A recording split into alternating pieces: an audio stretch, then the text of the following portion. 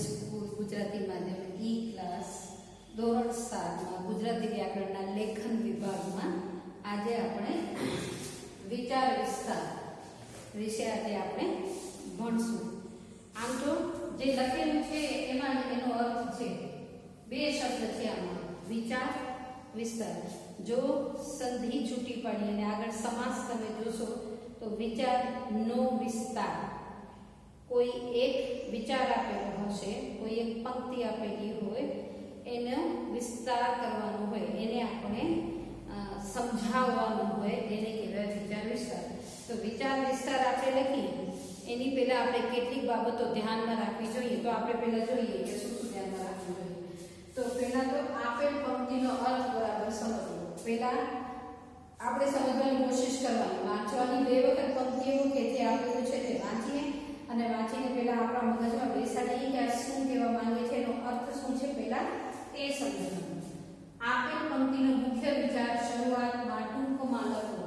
મતલબ જે પંક્તિ બે આપેલી છે કે ચાર પંક્તિ આપેલી છે તો એમાં મૂળ વાત શું છે, પછી એના વિચાર ચાર ન હોય, એક જ વિચાર છે, એમાં મૂળ વિચાર શું છે, શું કહેવા માંગે છે, એ આપણે પંક્તિઓ લખી જ્યારે પણ પેપરમાં વિચાર વિસ્તાર લખો કે કહેવત લખો ત્યારે પહેલા કહેવત કે વિચાર વિસ્તાર લખીને પછી જેનો વિસ્તાર કરવામાં આવશે ધ્યાનમાં રાખવું, નહીં તો એના માર્ક્સ કપાય. આપણે વ્યવસ્થિત રીતે જ લખવાનું. તો સૌથી પહેલા આપણે એ પંક્તિઓ સમજી લીધા પછી એ શું કહેવા માંગે છે, મુખ્ય વિચાર શું છે, તો શરૂઆતની એક બે લીટીમાં એ મુખ્ય વિચાર ટૂંકમાં લખવાનું. જ્યાં જ્યાં જરૂર હોય ત્યાં સાહિત્ય, ઇતિહાસ, પુરાણ વગેરેમાંથી દ્રષ્ટાંત આપવા.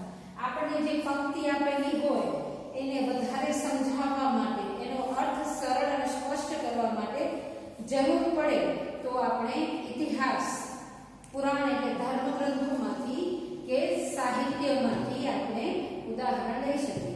સાહિત્ય ગુજરાતી ભાષાનું પણ હોઈ શકે, અંગ્રેજી ભાષાનું પણ હોઈ શકે અને સંસ્કૃત ભાષાનું પણ હોઈ શકે. ધ્યાનમાં રાખો.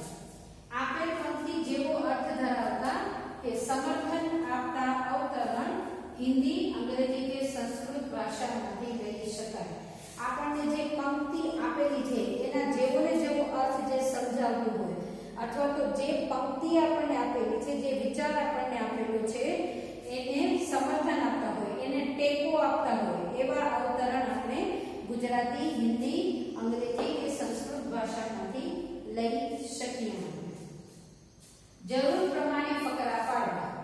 તો વિસ્તાર કરશું આપણે તો શરૂઆતમાં એક બે લીટીમાં ટૂંકમાં આપણે મુખ્ય વિચાર લખશું, પછી એને વિગતે સમજાવશું ઉદાહરણો દ્વારા કહી, અને જે છેલ્લે ઉપસંહાર આવશે. તો જરૂર પ્રમાણે ફકરા પાડવા. ફકરામાં વિચાર ક્રમ જળવાવો જોઈએ. મતલબ પેલા માથું આવે, પછી કપાળ આવે, પછી આંખ આવે, પછી નાક, છેલ્લે પગ આવે. તો આપણે એકથી ચાલુ કરીએ વાત અને સીધી સોમની વાત ઉપર આવી જઈએ કે એમ નહીં. જે વાત કહીએ છીએ મુદ્દાસર એક પછી એક એમાં વિચારોનો ક્રમ જળવાવો જોઈએ. ભાષા સભ્ય હોવી જોઈએ. જ્યારે આપણે વિચાર વિસ્તાર કે કહેવત લખીએ છીએ ત્યારે ભાષા શિષ્ટ હોવી જોઈએ, સભ્ય. અસભ્ય ભાષાનો ઉપયોગ એમાં થાય નહીં. સમજી વિચારીને આપણે ભાષાનો ઉપયોગ કરવાનો. વાક્યો ટૂંકા અને સ્પષ્ટ હોવા જોઈએ. વિસ્તાર કરવાનો છે ખરો વિચારનો, પણ એમાં વાક્યો બહુ મોટા મોટા લાંબા લાંબા અને અસ્પષ્ટ આપણે બહુ અલંકારિક ભાષાનો ઉપયોગ કરીએ અને કોઈની સમજમાં જ ના આવે તો એનો કઈ મતલબ નથી. તો વાક્યો ટૂંકા હોવા જોઈએ અને સ્પષ્ટ હોવા જોઈએ, જેમાંથી અર્થ નીકળતો હોવો જોઈએ. વિરામ ચિહ્ન અને જોડણી પર પૂરતું ધ્યાન આપવાનું જોઈએ. જ્યારે આપણે વિચાર વિસ્તાર કરશું કે કહેવતમાં પણ જ્યારે લખશું ત્યારે જેટલું પણ લખાણ લખીએ છીએ એમાં વાક્યો પૂરા થઈએ, યોગ્ય પ્રકારના વાક્યો પૂરા થઈએ કે વાક્યોની વચમાં કે વાક્યની શરૂઆતમાં જે વિરામ ચિહ્નો આવતા હોય એના ઉપર પૂરતું ધ્યાન રાખવાનું. એના સિવાય આપણે જેટલું કાંઈ પણ લખીએ છીએ, જોડણી તો આપણે ભાષા છે તો આપણને ખબર જ છે કે જો જોડણી બદલાય તો અર્થનો અનર્થ થઈ જાય. માટે આ બે વસ્તુ ઉપર ખાસ ધ્યાન રાખવાનું છે. આશરે 15 વાક્યોમાં વિસ્તાર કરવો. જો વિચાર વિસ્તાર આપેલો હોય તો બહુ મોટો નહીં, 15 આશરે, એટલે 15 થી ઓછો થાય તો ચાલે, બસ 4-5 લીટીમાં ન ચાલે, એ પણ ધ્યાનમાં રાખવું. આશરે 15 લીટીમાં એટલે 10 10 થી 15 સુધીમાં આપણે લઈએ તો ચાલે.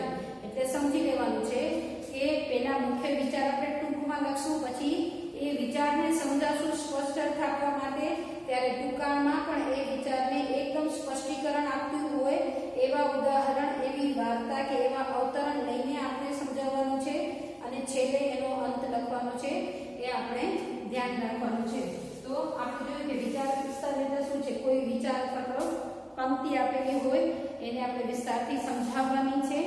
એમાં આપણે એના નિયમો જોયા કે કેવી કેવી રીતે આ લખી શકાય, એના કયા કયા નિયમો છે એ આપણે જોયા. હવે આજે આપણે જે ભણવાનું છે અહીંયા લખેલું છે, હોય કામ મુશ્કેલ પણ ઉદ્યમથી ઝટ થાય, ખંત જો દિલમાં હોય તો કદી ન ફોકટ જાય. તો પહેલા આપણે આ પંક્તિ વાંચીએ. હવે આ પંક્તિનો મુખ્ય વિચાર શું છે? તો આ પંક્તિનો મુખ્ય વિચાર છે એ છે કે અઘરા અને મુશ્કેલ જણાતા કામો પણ કઠોર પરિશ્રમ દ્વારા આસાન કે સરળ બની જાય છે. આ એનો મુખ્ય વિચાર છે. પંક્તિ લખ્યા પછી એનો અર્થ આપણે મુખ્ય વિચાર શરૂઆતમાં ટૂંકમાં લખવું છે. પેલું લખેલું છે તો અઘરા જણાતા કામો પણ કઠોર પરિશ્રમ કરવાથી સરળ બની જાય છે. હવે આપણે એનો વિસ્તાર કરીએ.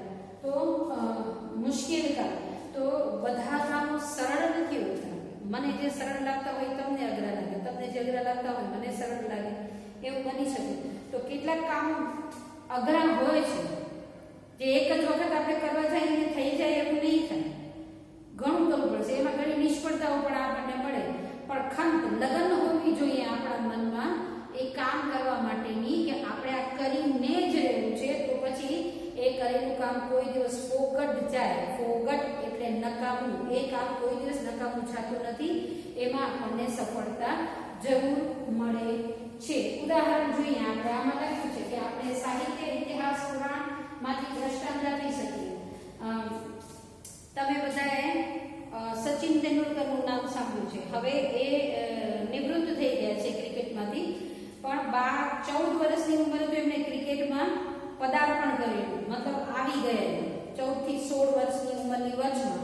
તો એની પહેલા કેટલી નાની ઉંમરથી 3 કે 4 વર્ષની ઉંમરથી એમણે ક્રિકેટ રમવાનું શરૂ કર્યું. એમને બેટ્સમેન બનવું હતું તો હાથની બહુ જરૂર પડે, કારણ કે ગ્લાન્સ આપણે પકડ લેવી પડે ને, તો એના માટે હાથના પંજાની બહુ જરૂર પડે. તો નાનપણમાં એક બાળક તરીકે સચિન બહુ તોફાની હતા. રમવું કોને ન ગમે? તો લખોટીઓ રમવા માટે આંગળીનો ઉપયોગ કરવો પડે. હવે આ આંગળી તો આપણે રમતમાં ક્યારેક ખબર છે કોકની મચકોડી નાખતા હોઈએ છીએ. તો લખોટી રમવાનું, પછી ઈટી ડોકા આપણે આમ કરીને રમીએ તો એમાં પણ લાગી શકે. તો એવી કોઈ રમત એ રમી શક્યા નહીં. એમના બાળપણમાં એક મહાન ક્રિકેટર, લિટલ બ્લાસ્ટર માસ્ટર બનવા માટે એમણે કેટલા વર્ષો સુધી મહેનત કરી છે. સવારે દરરોજ મેચ રમાતા પહેલા એમની 2 કલાકની 3 કલાકની નેટ પ્રેક્ટિસ, અને નેટ પ્રેક્ટિસમાં પણ એવું જ રમતા જાણે અસલ મેચ રમી રહ્યા હોય એવું.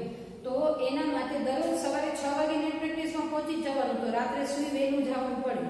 સરખી ઊંઘ થાય તો શરીરમાં સ્ફૂર્તિ હોય. બેટ્સમેનનું કામ તો તમે જોયું છે, મોટે ભાગે દોડવાનું હોય.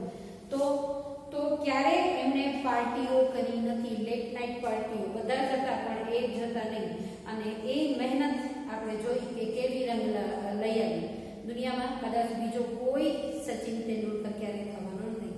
આપણે સદીના મહાનાયક અમિતાભ બચ્ચન હમણાં જ કોરોનામાંથી એ મુક્ત થઈને ઘરે આવ્યા છે.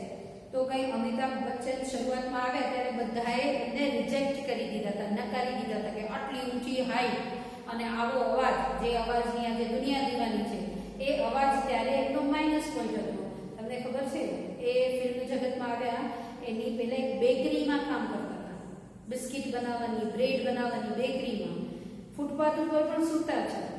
પછી એમનો જે સંઘર્ષ થયો, આજે જુઓ 70 વર્ષ ઉપરના છે અને જો કેટલા સ્ફૂર્તિલા છે અને હજી પણ કામ કરીને યુવાનોને હંફાવી રહ્યા છે. તો મુશ્કેલ છે આ બધા કામો, પણ એક લગન મનમાં હતી કે મારે કરવું જ છે, મારે કરવું જ છે, મારે કરવું જ છે. તો નકારી દીધા તોય ભલે, કામ ન મળ્યું તોય ભલે, પણ રાહ જોઈ સતત કરતા જ્યાં તો આજે સફળતાના શિખરે બિરાજમાન છે. તો છે કે આપણે આરંભમાં સુરા હોઈએ છીએ, મતલબ પહેલા આપણો ઉત્સાહ આહા કરીએ, પછી મુસીબત આવે તો ધીમે ધીમે ધીમે બેસતા જઈએ છીએ આપણે. એમની નક્કી કરી લેવાનું, એક વખત ફોકસ કરવું છે તો કરવું છે, આમ જ કરવાનું છે. તો એના માટેની લગન આપણા મનની અંદર હોવી જોઈએ. તો પછી આપણે જે કામ કરીએ છીએ કે જેમાં સફળતા નથી મળતી, પણ એ કામનું કાંઈક ને કાંઈક તો મહત્વ છે જ, એનું પણ આપણને ફળ મળશે. એ ક્યારે નકામું જતું નથી. શીખેલું કામ ગમે ત્યારે જીવનમાં આપણને કામ આવે છે, એ ક્યારેય નકામું જતું નથી. સખત મહેનત કરશું, લગન હશે આપણા મનમાં, તો કોઈ પણ અશક્ય લાગતું કામ આપણે પૂર્ણ કરી શકીશું. વરદરાજનો કિસ્સો પણ તમને ખબર છે. મંદ બુદ્ધિનો બાળક ભણવા જાય છે તો ત્યારે ભણી લીધા પછી 5 મિનિટ પછી પૂછી તો કાંઈ યાદ નથી રહેતું. ગુરુજી પણ થાકી જાય છે કે વરદરાજ તું જા. વરદરાજ મહાપંડિતનો દીકરો, કેટલું ખરાબ લાગે છે. આમ જાય તો જાતા જાતા એનું મન ભારે થઈ જાય છે કે હું શું જવાબ આપીશ. ગામમાં બધા શું કહેશે કે પંડિતનો દીકરો થઈને ભણવામાં ઠોઠ. એવામાં રસ્તામાં બહુ ચાલવાથી થાક લાગ્યો. ગુરુજીએ સાથે જમવાનું આપ્યું તો એ લઈ અને કૂવો હતો, તો કૂવા ઉપર જઈને એમણે જોયું કે કૂવામાંથી પાણી ખેંચવા માટે કોસ હોય ને, રસ્સી બાંધેલી હોય, એમાં કંઈક વાસણ બાંધી રાખેલું હોય, એ નાખી અને પછી ખેંચવાનું હોય. તો કૂવાની ઉપર જે જગત પાડ બનેલી હતી એ પથ્થરની બનેલી હતી. તો અચાનક પાણી ખેંચતા કોષને ઉપર લેતા વરદરાજે જોયું કે પથ્થરની બનેલી જે દિવાલ જે છે એ રસ્સીના સાથે ઘસાવાથી ઘસાઈ ગયેલી હતી. તો એને વિચાર થયું કે રસ્સી અને પથ્થરમાં તો પથ્થર કેટલો મજબૂત, પણ જો રસ્સી પથ્થરને ઘસી શકતી હોય તો હું ભણી કેમ ન શકું. બસ આ એકમાત્ર વિચારથી એમને લગન ધૂમ સવાર થઈ. ફરીથી આશ્રમમાં આવ્યા અને પછી આગળ જતા પંડિત બન્યા. તો ઘણા બધા વિષયો એવા છે જે આપણને અઘરા લાગતા હોય. મારાથી સીધી લીટી પણ અંકાતી નથી. આજની તારીખમાં પણ ચિત્ર મારા માટે બહુ મોટી વાત કહેવાય, બહુ મોટી અશક્ય વાત, હિમાલય ચડવા જેવી વાત કહેવાય. પણ આ કોરોનાના સમય દરમિયાન શું કરવાનું? આપણે બપોરનો સમય છે જ્યારે આપણે બધા મળીએ છીએ, તો ઘરે શું કરવાનું? તો મેં વિચાર કર્યો કે સુવાનું તો છે નહીં, હું તો આવશે નહીં તો શું કરવાનું? તો ક્યાંકથી ચિત્રો જોઈ અને મેં ચિત્રો બનાવવાનું શરૂ કર્યું. તો આજે હું એટલું આશ્વાસનપૂર્વક કહી શકું કે હવે મારો હાથ થોડો ઘણો બેસી ગયો છે. તો શીખેલું ક્યારેય નિષ્ફળ જતું નથી. લગન હોવી જોઈએ અને અથાગ પરિશ્રમ કરવાની આપણામાં ધૂન સવાર થયેલી હોવી જોઈએ. તો કોઈ પણ અઘરા કામો સરળતાથી સરળ બની જશે.